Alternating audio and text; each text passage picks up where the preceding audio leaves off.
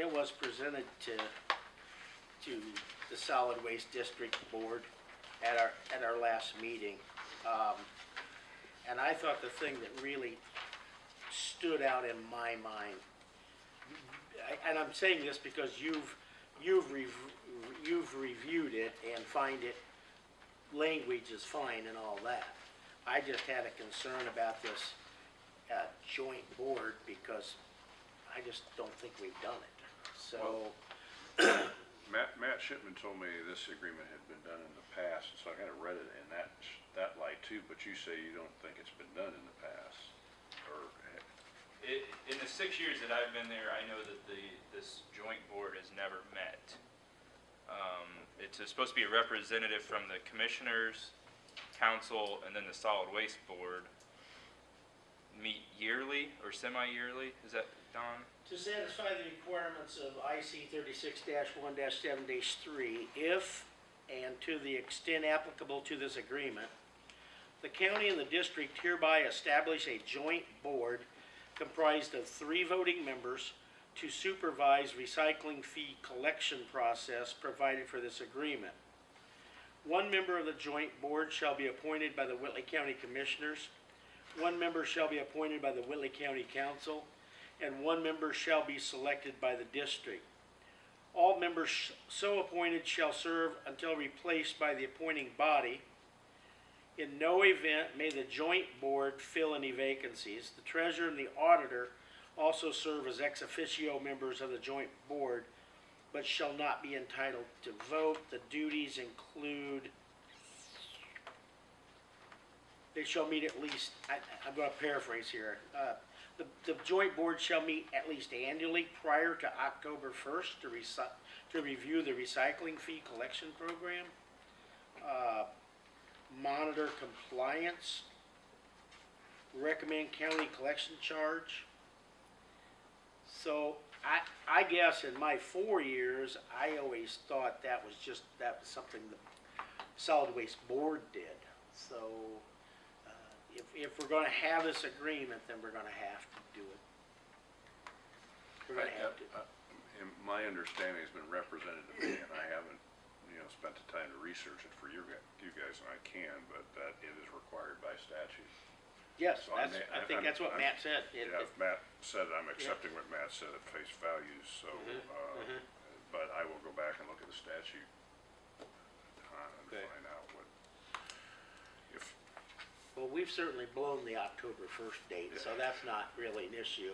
But I think it is something that we probably need to. Well, it says to me that you guys have some power over recycling fees, whether you want to or not. So you want to. But the 3 of us are on the solid waste board, and meet monthly, and talk about the fees and stuff. And there's a council representative on the solid waste. Oh, I'm sorry, and there's a council representative on the board also. So it becomes confusing to me. I guess, is it okay if we just discuss it at their next district meeting? So, yeah, I think so. Since you're all on the board anyway, it doesn't make any sense. It really doesn't make a lot of sense, but our legislature work. I understand. Okay. All right. Did you have anything else, or is that what you wanted to talk about? All right, so we'll just bring it up at our solid waste. Okay. And your reports? I will come to the council, though, Wednesday to explain that to them. Okay. Also. Thank you. Tom, any questions for Dan?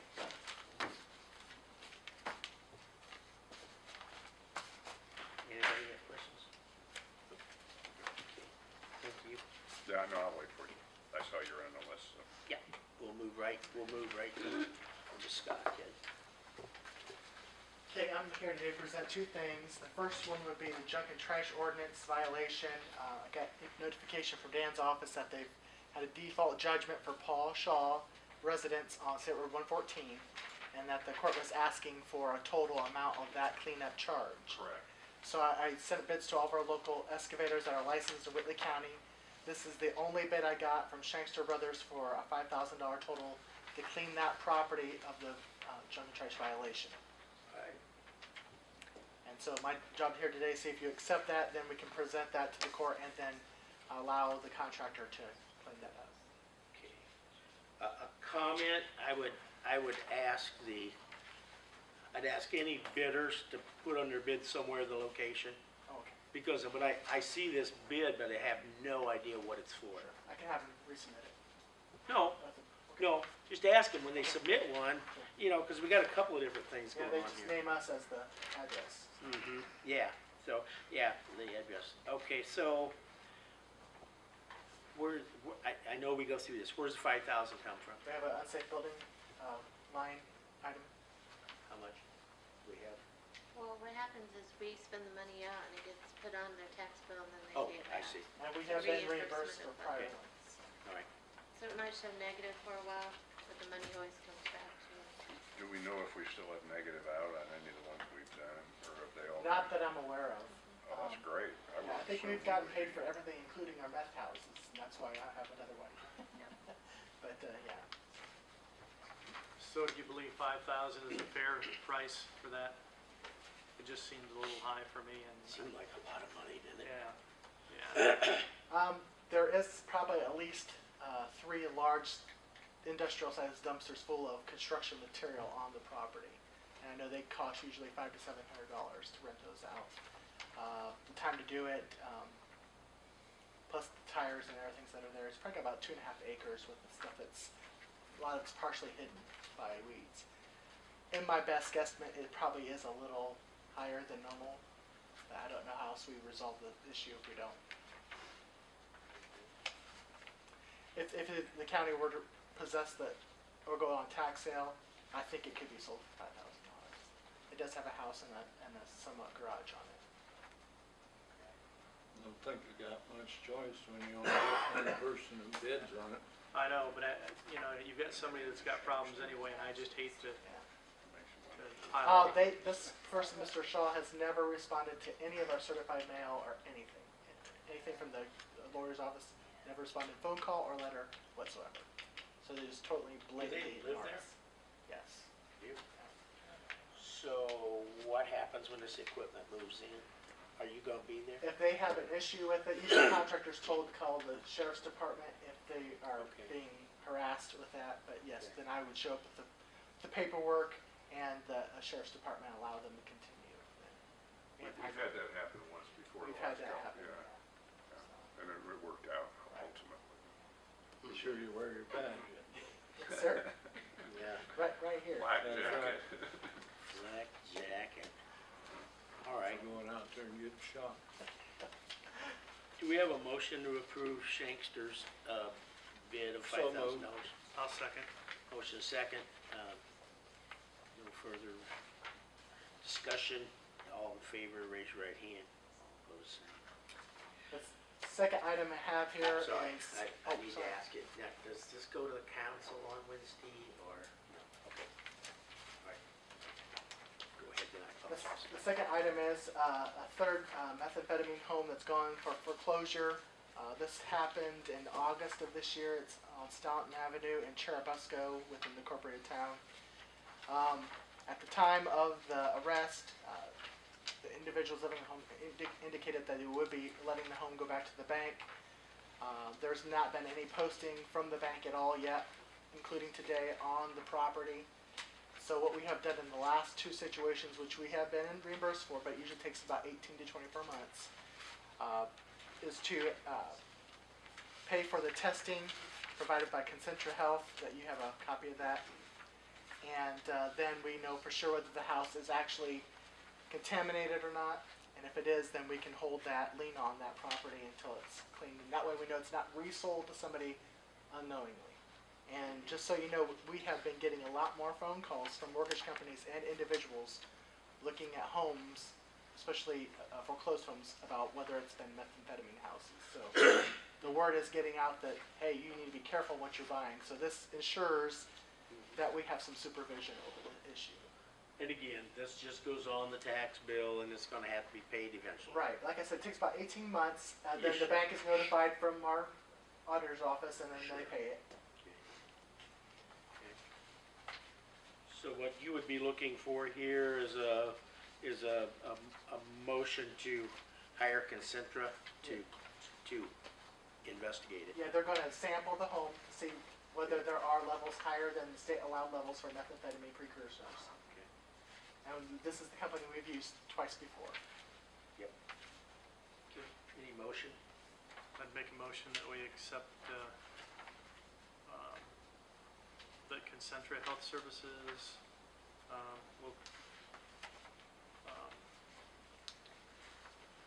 inspect the property to see if it is a methamphetamine home. Okay. Second. Okay, any discussion? Hearing none, all in favor, raise your right hand. All opposed, same sign. If it's okay with you, I'll sign that paperwork and send it to him via email. Thank you. Appreciate that. Appreciate that. Any other questions for me at all? Don't think so. Before you get out of here, who does the retail food establishment? Marianne McCluskey is in charge of that. When she is not here and something has to be done, then I take over, but she's primarily the one that inspects all food establishments. May I ask a couple questions about that, Mr. Oh, Chairman? please do, thank you. Number one, at the farmer's market,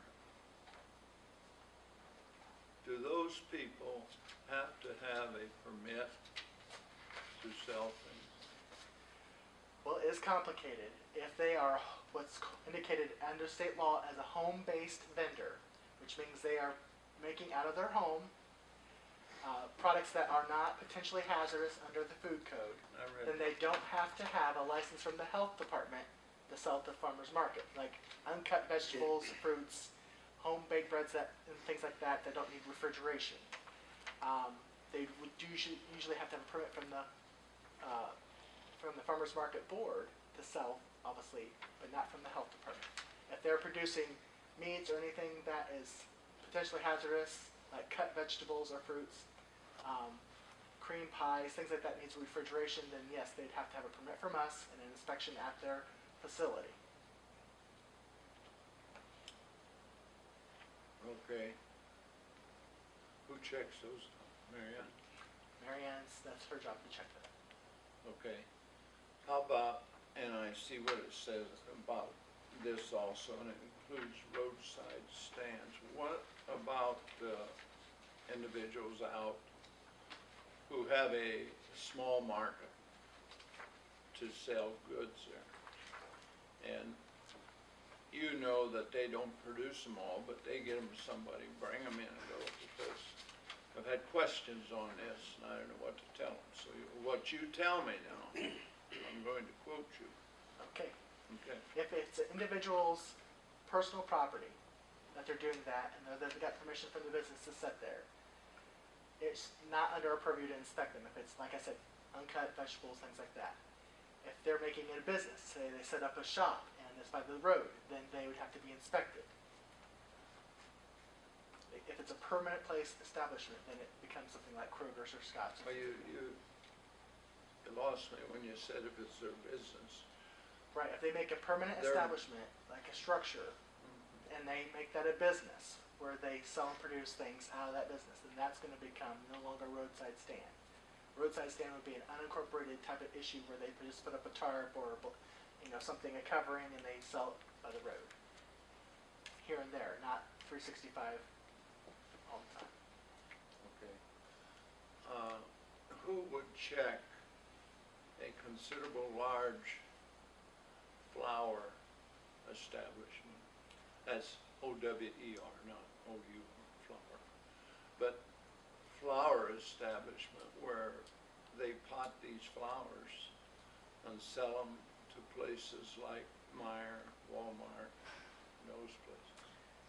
The only thing, maybe the Department of Agriculture at the state level, there's not really any purview from the health department on non-edible material. So they don't need any type permit from our county. Not that I'm aware of. Now, if they're within city limits and they have to have a peddler's license. But in the county, I'm not aware that they would have to have any type of permit to sell flowers or plants or anything by the roadside. Question, Tom. Are you asking if that type of establishment is then also selling food, sales within? Now, they just deal in Oh, potting flowers like petunias and things, and Right. these hanging pots. okay, And they have buildings, they're plastic shaped buildings, and they sell a lot of them. If they were to have employees, then they would have to provide restroom facilities with hand washing. Other than that, there's not much we can do. If those structures that are temporary are not permitted through the building department. Okay, I have one more question, Mr. Chairman. Is it legal or permissible for schools to put,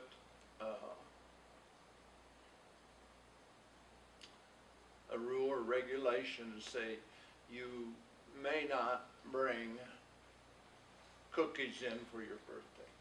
No home cooked cookies. Is that a state law, or is that something that's in a county? As far as I know, it is the corporation's personal policy.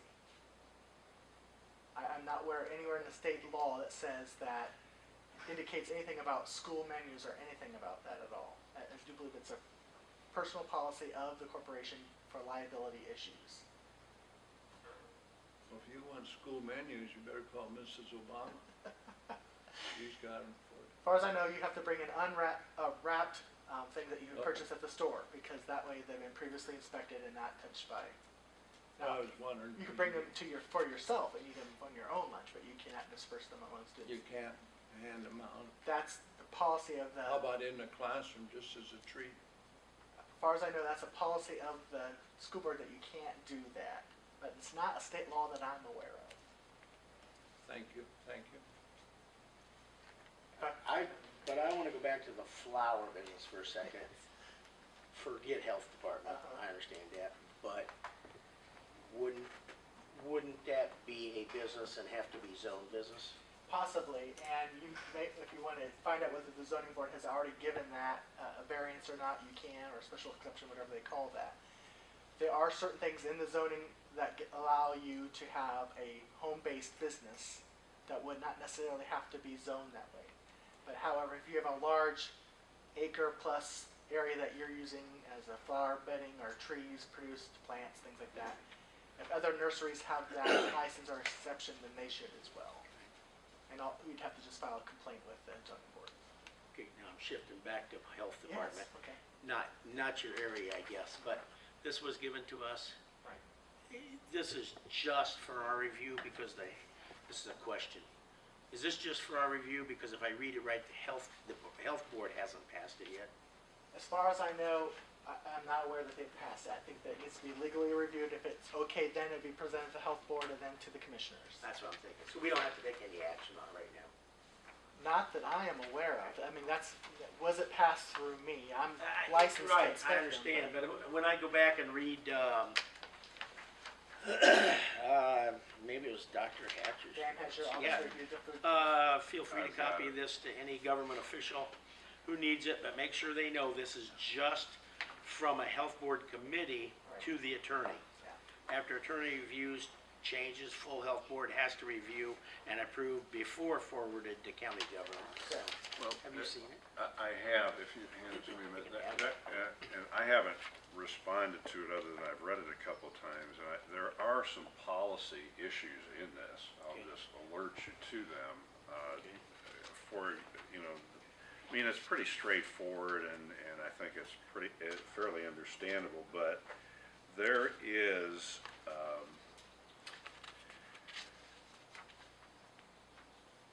exceptions to this, or they accept out of the permitting certain kind of, I'm trying to see if I can find it here.